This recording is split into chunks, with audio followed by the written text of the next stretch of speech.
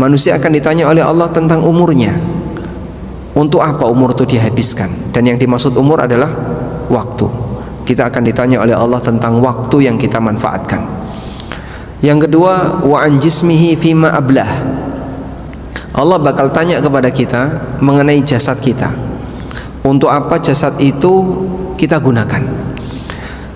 Dalam hadis ini disebutkan fima ablah. Kenapa jasad itu jadi rusak? Jasad jadi rusak ketika orang mengalami penambahan usia. Manusia makin tua, makin mengalami penurunan fisik. Sehingga yang seger jadi mulai tidak seger, yang dulu kencang jadi keriput, yang dulu bisa lari sekarang nggak bisa lari, yang dulu dengkulnya sehat mungkin akan terjadi linu, bahkan tidak berfungsi, dan seterusnya. Yang ketiga, kata Nabi SAW, wa an ilmihi madza amila bihi. Manusia akan ditanya oleh Allah tentang ilmunya yang sudah dia ketahui, sudah dia pelajari, sejauh mana ilmu itu dia amalkan. Kemudian yang keempat, kata Nabi SAW, wa an malihi min aina iktasabah wa fima anfaqah. Manusia akan ditanya oleh Allah tentang hartanya, dari mana dia dapat harta itu dan untuk apa dia gunakan harta itu. Maka berbicara tentang pengusaha yang sukses dunia akhirat, berarti mereka yang memperhatikan pertanyaan nomor berapa? Terutama nomor 4, tentang hartanya. Bagaimana cara dia mengambil harta akan ditanya oleh Allah, dan bagaimana cara dia menyalurkan harta juga akan ditanya oleh Allah. Sehingga seorang muslim tidak boleh punya pemikiran yang penting kan saya dapatkan dari harta yang halal, yang penting harta saya mubah. Enggak cukup sampai di situ. Anda punya tugas yang lebih daripada itu. Selain Anda memastikan bahwasanya pendapatan Anda halal, Anda juga harus pastikan penggunaannya juga harus di tempat yang benar. Karena kalau mendapatkannya halal, mendapatkannya baik, tapi penggunaannya nggak benar, ya percuma saja. Orang-orang musyrikin disebut oleh Allah Subhanahu wa taala berinfak tapi di jalan kebatilan. Seperti yang Allah Subhanahu wa taala tegaskan di surat Al-Anfal, alladzina kafaru yunfikuna amwalahum liyasuddu an sabilillah. Orang-orang kafir mereka menginfakkan hartanya untuk menghalangi manusia dari jalan Allah. Sehingga orang kafir bisa jadi dia mendapatkan harta dengan cara yang halal, tapi saat dia gunakan ternyata digunakan untuk maksiat. Maka dia gagal dari sisi pemanfaatan, walaupun mungkin dia berhasil dari sisi ketika menerima. Nah, karena kita punya tanggung jawab untuk memastikan cara mendapatkan benar dan cara menggunakan benar, maka seorang muslim ketika berbicara untuk menjadi seorang pedagang dan pengusaha yang dirindukan oleh surga, dia harus pastikan dua pintu ini benar. Selanjutnya, bagaimana caranya agar kita bisa benar ketika di posisi bersinggungan dengan harta? Siapapun di alam raya ini, dia hakikatnya sedang berdagang, baik dengan cara jual beli barang atau jual beli jasa. Sehingga saat Anda mendapatkan hasil tertentu, gaji bulanan atau mendapatkan keuntungan, kita sebenarnya berjualan jasa atau berjualan barang. Berarti karyawan misalnya, sebagai karyawan BUMN yang Anda jual ke orang lain itu apa, Pak? Anda menjual jasa. Menjual jasa ke siapa? Ke perusahaan tempat kita bekerja. Lalu kita dibayar berupa gaji yang kita dapatkan setiap bulan. Demikianlah sederhananya pada saat kita ini bekerja, hakikatnya kita bertransaksi. Nah, karena kita bertransaksi, maka pastikan transaksi Anda ini dijalankan sesuai dengan amanah yang diberikan. Sehingga Anda sebagai karyawan diberi amanah oleh pihak perusahaan sesuai perjanjian MOU dan semua klausul yang ada di situ. Maka saat Anda laksanakan itu, berarti Anda sama dengan menjalankan amanah. Karena itulah para ulama mengatakan, ketika orang jadi karyawan kemudian dia tanda tangan kontrak, Hakikatnya dia berakad dengan Allah. Kenapa Pak kok disebut berakad dengan Allah? Sebab Allah perintahkan kepada muslim untuk memenuhi setiap perjanjian yang mereka buat. Allah Ta'ala berfirman, Ya ayyuhalladzina amanu awfu bil uqud. Wahai orang yang beriman, awfu bil uqud, penuhilah setiap akad. Yang dimaksud penuhilah setiap akad dalam tafsir Ibnu Katsir dan yang lainnya disebutkan al-uqud bimakna al-uhud. Al-uqud maknanya adalah al-uhud. Ya ayyuhalladzina amanu awfu bil uqud. Wahai orang yang beriman, penuhilah setiap akad. Maksudnya adalah penuhi al-uhud. Uhud artinya perjanjian. Penuhi setiap perjanjian yang kamu buat dengan orang lain. Sehingga saat kamu jadi karyawan, penuhi sesuai dengan klausul perjanjian ketika kau MOU saat penerimaan karyawan. Maka orang yang memenuhi semua klausul itu hakikatnya dia memenuhi perintah Allah Subhanahu wa taala. Karena itulah orang yang bekerja baik sebagai aparat negara, karyawan BUMN, karyawan swasta, atau bekerja kepada orang lain dan seterusnya, hakikatnya sekali lagi dia berakad dengan Allah Subhanahu wa taala. Dan orang kalau berakad dengan Allah, Allah perintahkan aufu bil uqud, penuhilah setiap akad. Dan ketika seorang mukmin memenuhi akad seperti ini, yang hakikatnya adalah menjalankan perintah Allah, dapat pahala atau tidak? Dapat pahala atau tidak? Tergantung niat. Jika dia niatkan dalam rangka untuk taat kepada perintah Allah, Allah perintahkan seperti ini, Al-Quran perintahkan seperti ini, maka insya Allah yang bersangkutan dapat pahala. Allah perintahkan kita untuk menunaikan amanah. Innallaha ya'murukum an tu'addul amanati ila ahliha. Sesungguhnya Allah perintahkan kalian untuk menunaikan amanah kepada yang berhak. Menunaikan amanah kepada yang berhak. Berarti saat kita diberi job tertentu, Anda jobnya A, ini jobnya B, kerjaannya Anda ini, kerjaannya Anda ini, kemudian Anda jalankan itu penuh dengan tanggung jawab, berarti kita sedang menjalankan perintah Allah. Innallaha ya'murukum an tu'addul amanati ila ahliha. Allah perintahkan kalian untuk menunaikan amanah kepada yang berhak. Ada banyak sekali orang-orang non-muslim yang mereka dikenal sebagai masyarakat yang sudah terbiasa dengan disiplin. Mungkin orang Jepang atau orang Korea atau beberapa negara Eropa, sehingga saat mereka bekerja, mereka sangat tepat waktu, mereka sangat disiplin dan seterusnya, sehingga mereka amanah dalam menjalankan tugas. Pertanyaannya, orang Jepang yang amanah dalam menjalankan tugas dapat pahala atau tidak? Dapat pahala atau tidak? Kenapa nggak dapat?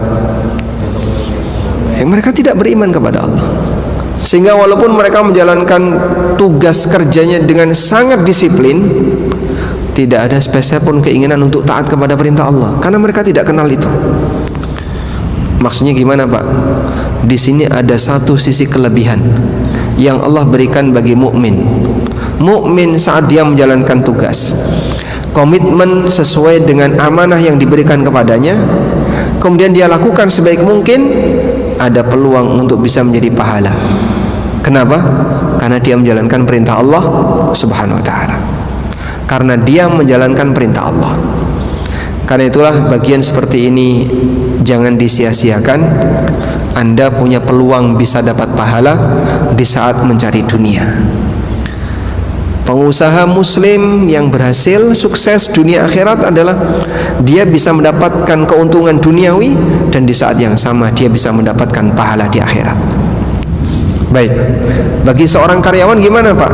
Misalnya Anda sebagai karyawan BUMN, ya saat Anda menjalankan amanah dengan penuh tanggung jawab dan ada niat dalam hati, ini perintah Allah, innallaha ya'murukum an tu'addul amanati ila ahliha, ini perintah Allah, ya ayyuhalladzina amanu aufu bil uqud, dan seterusnya. Insyaallah Anda bisa mendapatkan pahala dari situ. Kemudian Rasulullah sallallahu alaihi wasallam pernah satu ketika beliau bersama para sahabat, lalu beliau melihat ada orang yang sangat rajin beribadah, sangat rajin bekerja. Saya ulangi ya, Nabi sallallahu alaihi wasallam pernah berjalan bersama sahabat, ketemu dengan orang yang sangat rajin bekerja. Spontan para sahabat itu langsung berkomentar, "Ya Rasulullah, lau ja'alahu fi sabilillah."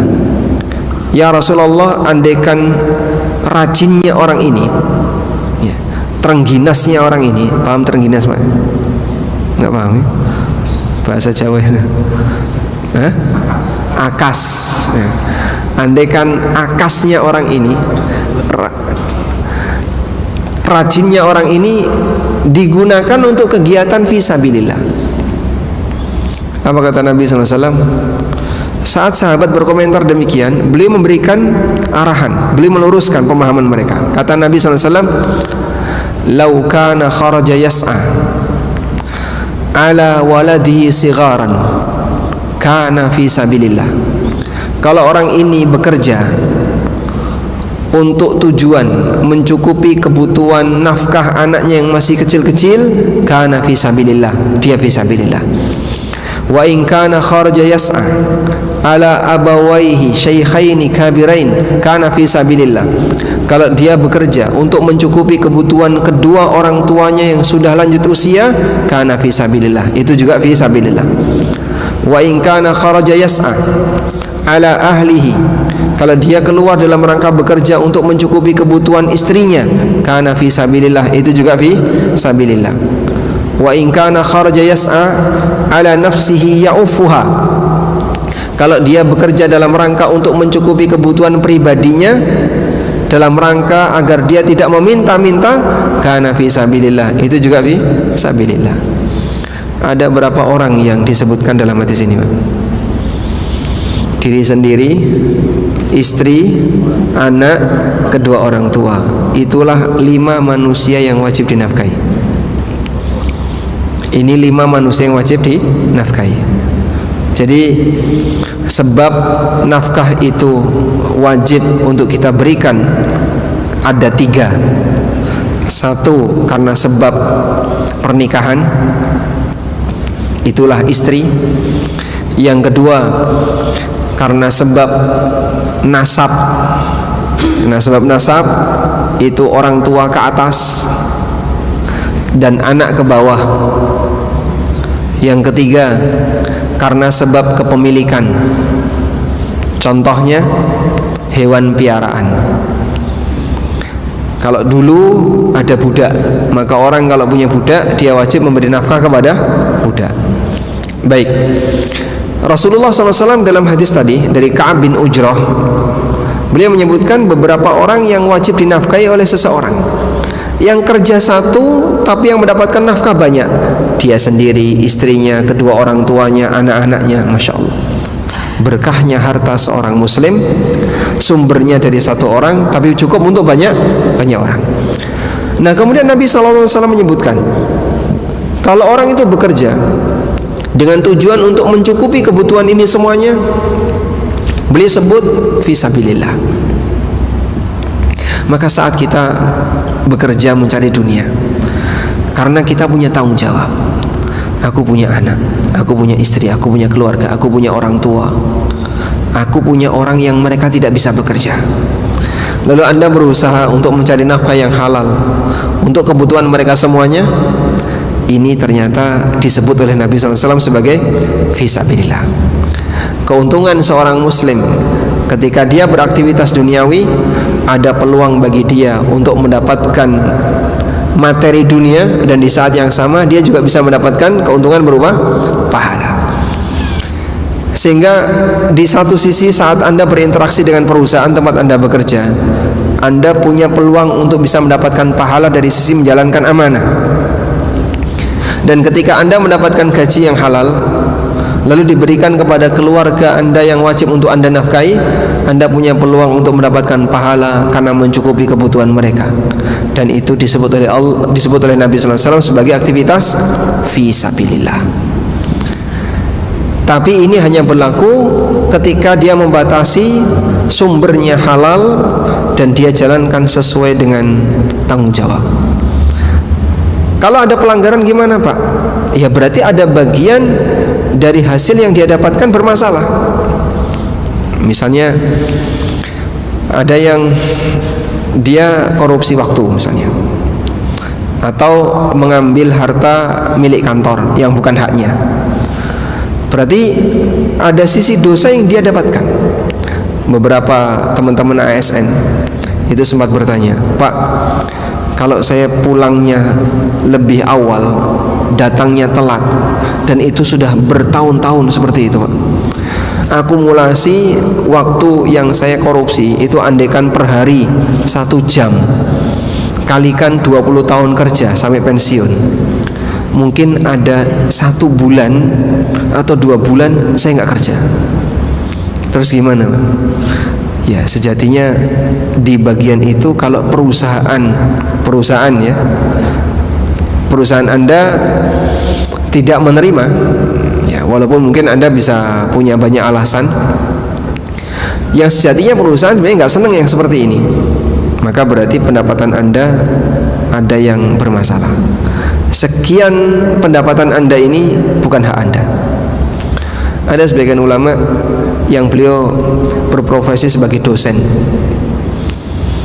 Saat beliau tidak bisa datang karena uzur apapun, mungkin safar atau sakit, gaji bulannya ini dipotong sendiri, dikembalikan ke kampus di rata-rata beliau.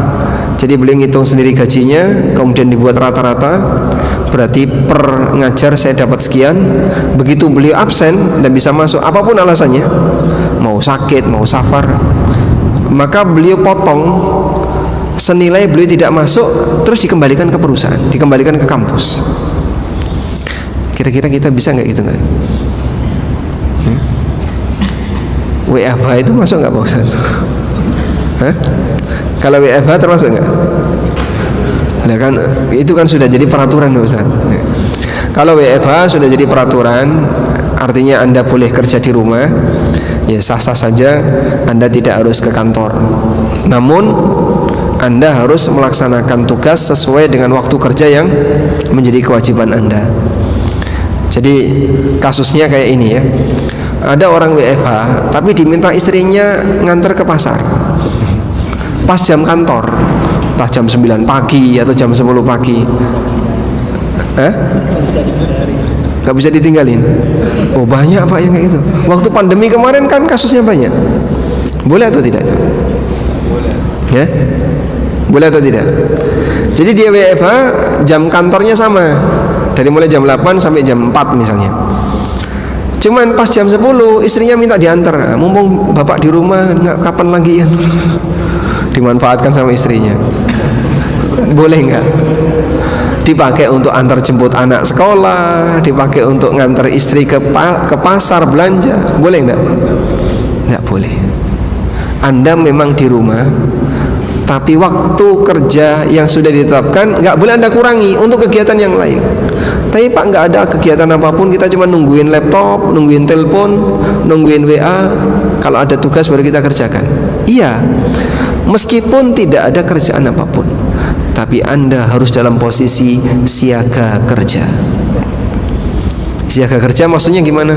Ya Anda harus siap untuk segera melaksanakan tugas apapun yang diberikan di rentang jam itu. Penjelasannya adalah ketika seseorang itu menjadi karyawan, maka hakikatnya dia telah dibeli waktunya oleh perusahaan, sehingga berlaku akad muawadhat. Akad muawadhat itu apa Pak? Transaksi jual beli waktu kerja. Perusahaan membeli waktu Anda dengan per hari dibayar sekian, tapi Anda harus siaga kerja dari jam sekian sampai jam sekian, baik dengan cara ke kantor atau dengan kerja di rumah sesuai peraturan yang berlaku. Berarti kalau kita kerja di rumah terus kita tinggal, ya Anda melakukan pelanggaran. Kecuali kalau Anda kerja berdasarkan target dan perusahaan sudah membebaskan, terserah kamu mau ngapain, yang penting pokoknya target kamu tugas ini selesai sebelum jam 3. Kalau dia bisa selesaikan sebelum jam 3, walhamdulillah, sehingga dia bisa punya sisa waktu yang lain yang sudah dibebaskan oleh perusahaan. Tapi kalau perusahaan menetapkan bahwa karyawan ini harus siaga kerja dari jam sekian sampai jam sekian, maka dia tidak boleh keluar dari siaga kerja tadi kecuali atas izin dari kantor. Baik. Lalu Pak, misalnya sama sekali nggak ada kerjaan, tapi kita sudah siaga kerja. Kayak misalnya penjaga toko ya, dari mulai buka sampai tutup nggak ada konsumen. Halal nggak pendapatannya? Halal, karena dia sudah siaga kerja. Demikian yang ditegaskan oleh banyak ulama seperti Al-Buhuti dan beberapa ulama yang lainnya. Baik. Nah, kalau Anda sudah bisa pastikan bahwa setiap pendapatan Anda ketika bekerja ini tidak ada yang cacat ya. Saya tidak korupsi waktu, saya tidak korupsi jam kerja, saya tidak mengambil harta perusahaan, dan seterusnya, insya Allah Anda juga bisa pastikan berarti pendapatan Anda halal. Tugas selanjutnya adalah memanfaatkan harta ini untuk kebaikan. Dan harta yang halal akan terasa lebih ringan dipakai melakukan ketaatan. Tapi harta yang haram bermasalah akan berat untuk dipakai melakukan ketaatan. Makanya Allah Subhanahu wa ta'ala tegaskan dalam hadis dari Nabi SAW, Allah hanya menerima yang baik. Nabi SAW mengatakan, innallaha tayyibun la yaqbalu illa tayyiba. Allah itu zat yang maha baik dan Allah tidak menerima kecuali yang baik. Menerima kecuali yang baik gimana? Ketika orang itu beramal, dia harus berasal dari sesuatu yang baik. Sehingga saat bayar zakat, ya harus bayar zakat dengan harta yang halal. Ada sebagian orang berpikir seperti ini, Pak Ustadz, katanya zakat itu berfungsi untuk menyucikan harta. Betul, itu ada dalam surat At-Taubah. Berarti kalau kita bawa harta haram terus kita zakati, zakat itu berapa? 2,5%. Saya enggak 2,5% Pak Ustadz, 25% Pak. Sehingga saya keluarkan lebih banyak. Yang 75% itu kan berarti sudah suci kan? Karena saya sudah keluarkan zakatnya. Bahkan tidak cuma 2,5 tapi 25%, seperempatnya. Dia korupsi 100 juta misalnya, dia keluarkan 25 juta. Yang 75 juta kan berarti sudah suci, karena sudah saya keluarkan zakatnya.